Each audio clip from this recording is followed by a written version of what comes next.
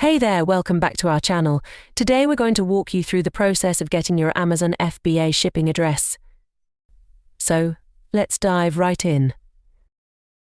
The first step is to log into your Amazon Seller Central account. Under the Inventory tab, you'll find a drop-down menu.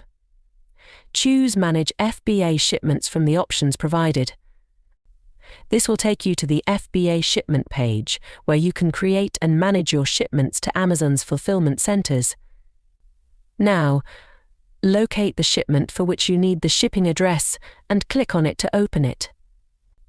Within the shipment details, you'll find all the necessary information related to your shipment, including the shipping address. By clicking on the name of the shipment, you can access the complete FBA shipping address on the labels. Open Step 3 box labels printed by clicking on the View tab. This will allow you to view the address and download the labels containing all the necessary shipping information, including your FBA shipping address. In the next step, you can download the shipping labels by simply clicking on the Print tab. Here, you'll find your shipping address conveniently displayed on the labels along with all the other necessary shipping information. I hope you found this tutorial helpful.